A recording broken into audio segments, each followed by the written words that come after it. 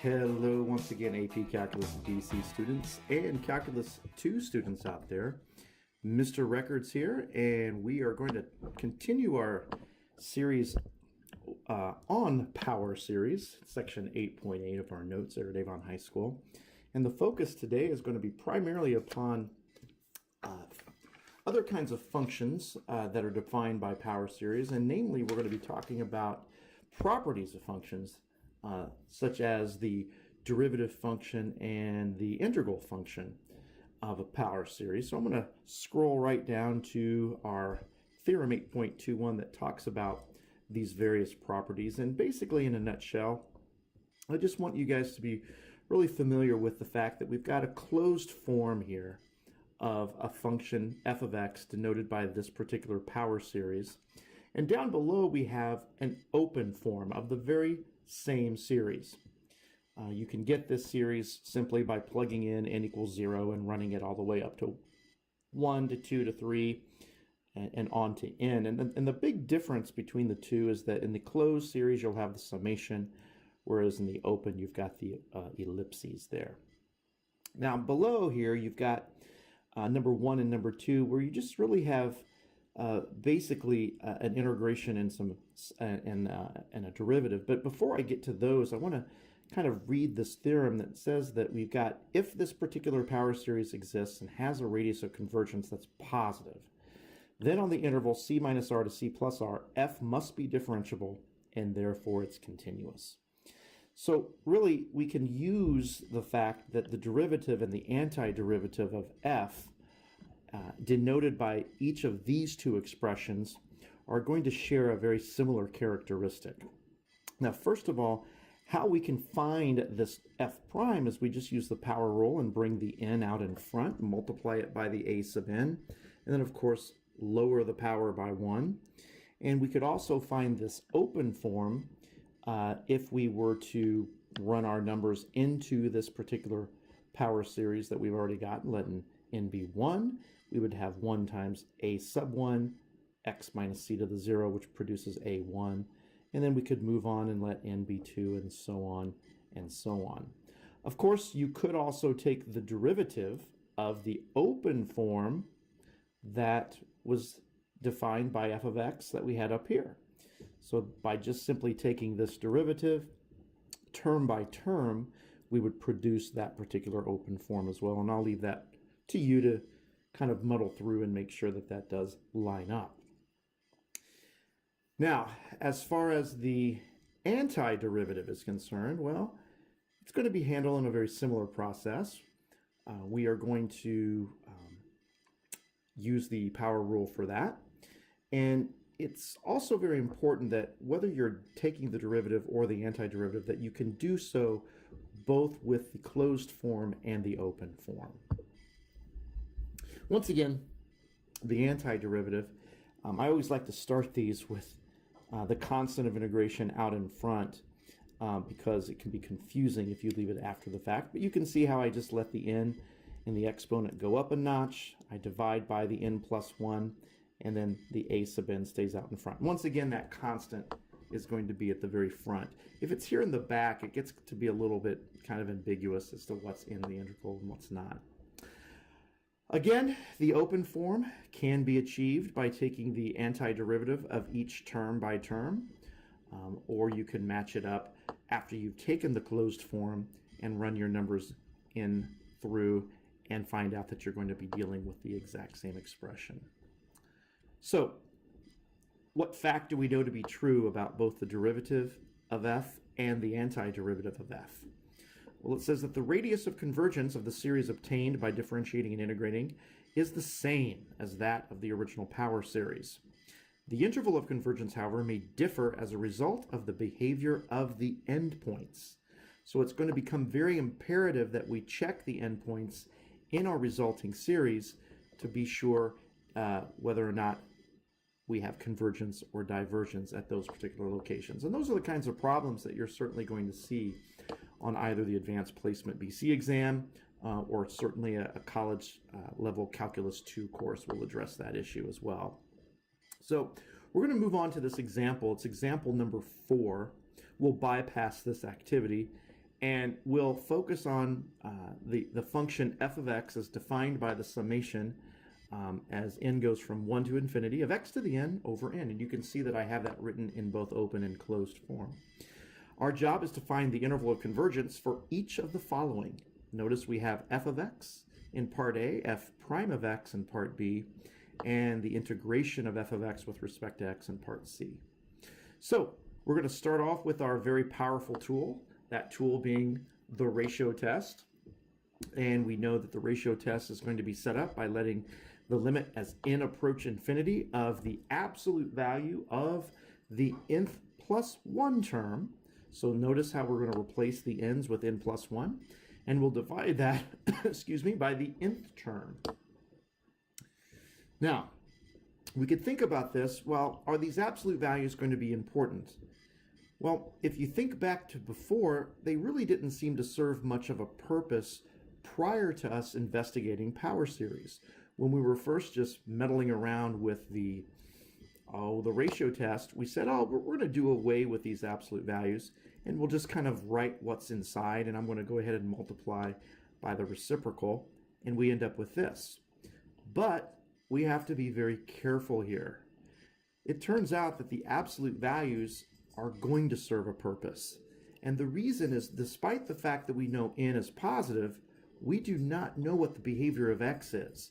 X is sort of the wild card in this problem, and therefore we must safeguard against its potential of being negative, so we're going to have to retain the absolute values. And that will be the case with all power series because of the variable x.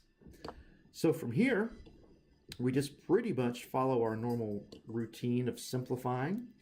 So we're going to notice that the x to the n plus 1 over the x to the n is going to reduce, and we'll have an x to the first here.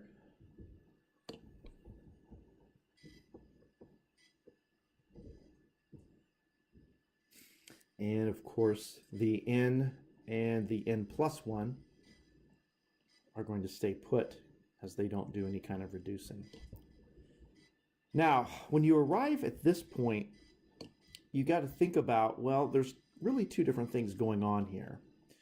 We sort of have x as sort of being its lone entity, and then we have this n over n plus 1 as its lone entity. So the best way to approach this is to separate this limit expression into the product of two separate limits, where we have the x's involved in one and the n over n plus 1 involved in the other. And they're going to be handled quite differently.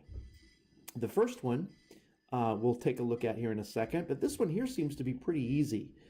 Whether the absolute values are there or not, we can go ahead and use that shortcut for limits as n approaches infinity and see that the exponents of n both agree, they're 1, and we can then divide by the coefficients and get 1.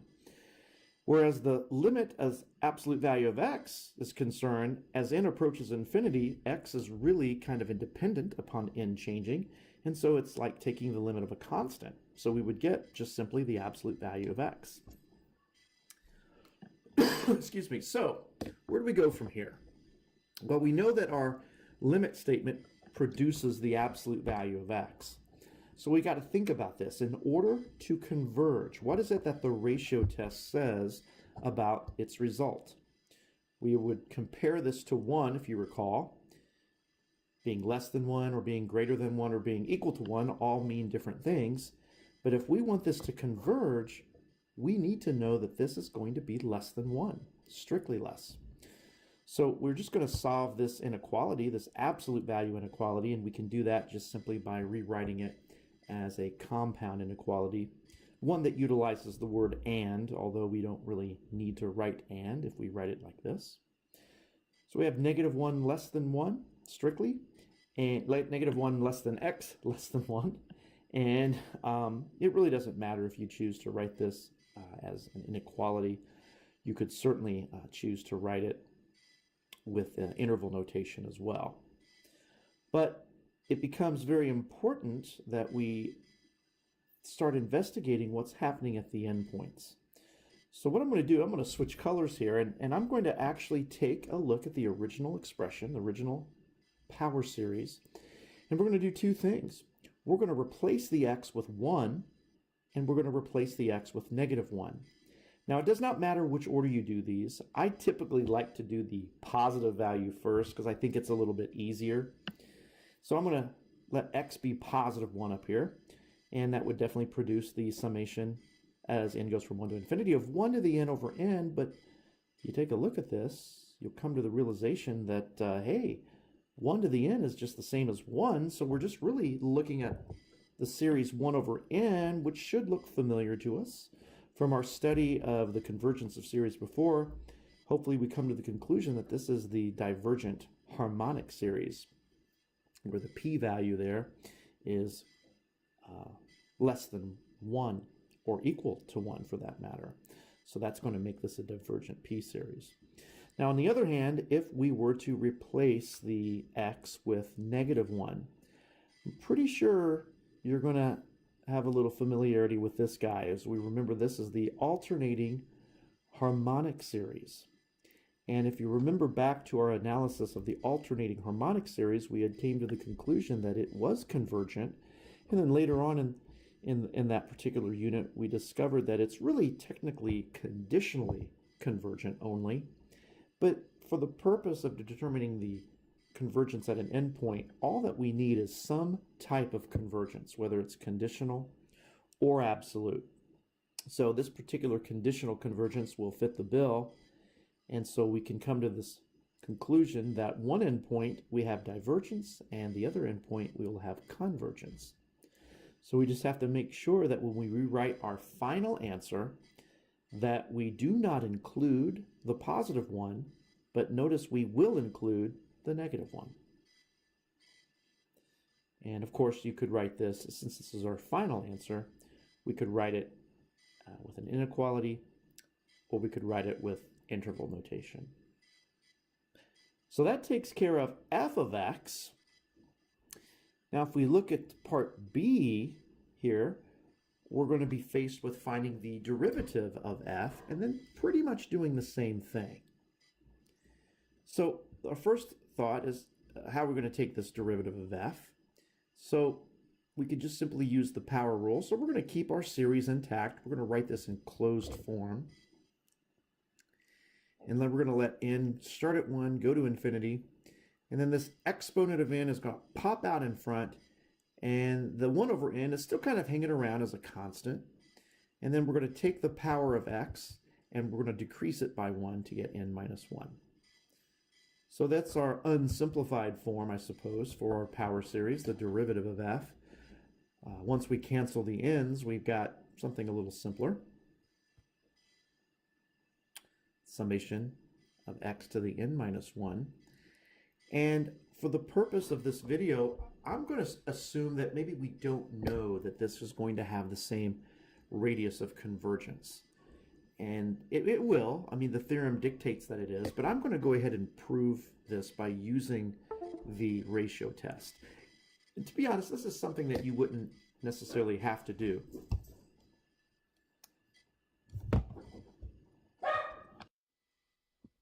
So what we're faced with here is now performing essentially the ratio test on the result that we had, x to the n minus 1 power.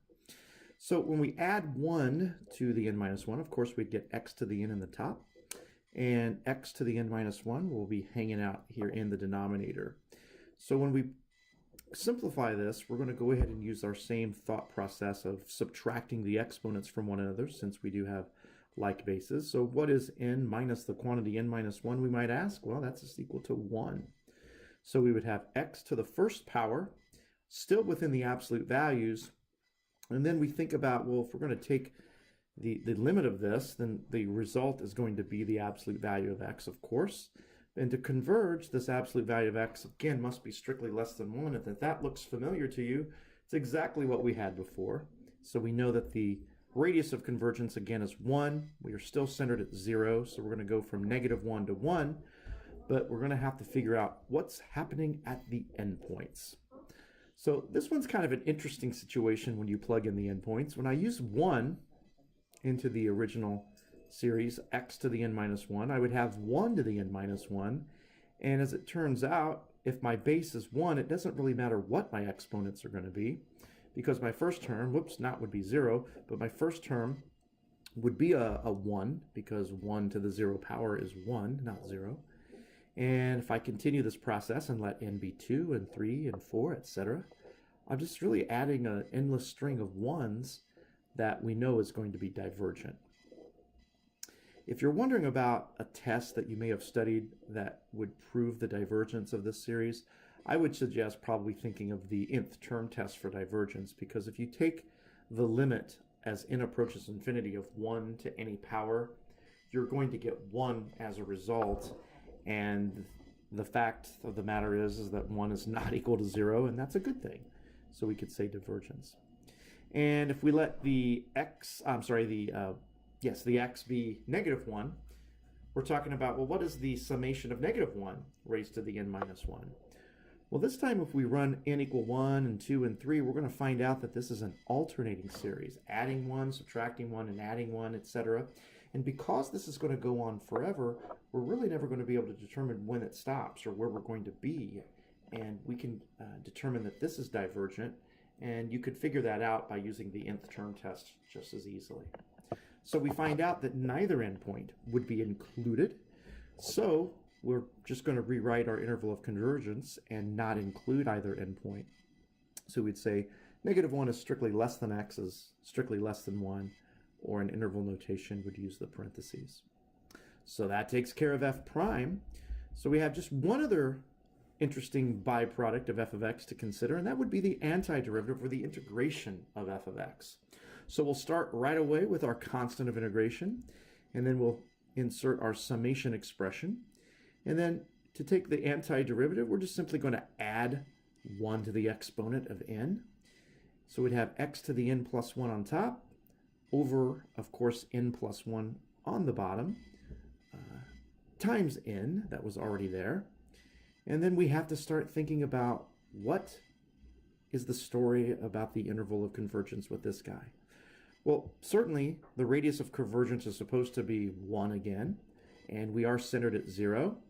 So we should end up with the same result. So I'm going to prove that by using, you guessed it, once again, the ratio test. Now this time the ratio test is going to get, I don't know, just a little bit busier because we have 3 different occurrences of n.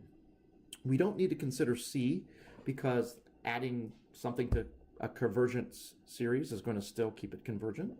Adding something to a divergent series is going to still keep it divergent.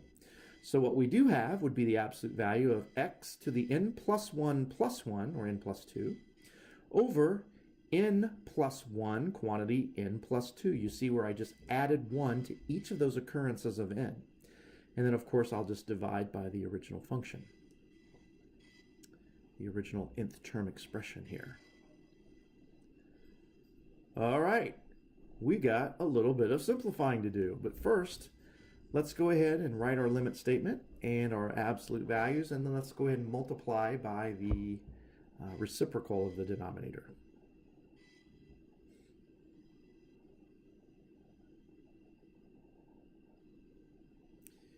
And upon doing so, we wind up with this expression that we can start to think about how we would go about reducing a little further. And it turns out there's really only a couple of things that you can do with this. You can go ahead and reduce the exponents. Subtracting the n plus 2 minus the n plus 1 is going to leave us with an x just to the first power. And I'm going to go ahead, actually, let's do this to save a step. Let's split this apart into 2 separate limits. So I've got my x all by itself, and then I'll kind of write what was left over, those n expressions. Of course, I could cancel, I guess, the n plus 1s. So I'd have n over n plus 2 in absolute values, and of course the limit statement out in front again. So the limit of the second expression, of course, is going to be 1 like we had before. And the limit of the first expression is our good friend, the absolute value of x. And we wind up right where we started. We end up with the absolute value of x certainly having to be less than 1 in order to converge. So you've seen sort of the long process of demonstrating that their interval of convergence is going to be very, very similar And I hope that I've proven that point to you. The only thing that you're going to really have to deal with, again, here is how the endpoints are going to behave. So those must be plugged in to our antiderivative. So I'm going to do that. And as I do that, I want to remind you that the C value, once again, does not play a part because we don't really see how adding a constant is going to affect convergence or divergence. So we'll replace the x with 1. And of course have 1 to the n plus 1, all divided by quantity n, or n quantity n plus 1.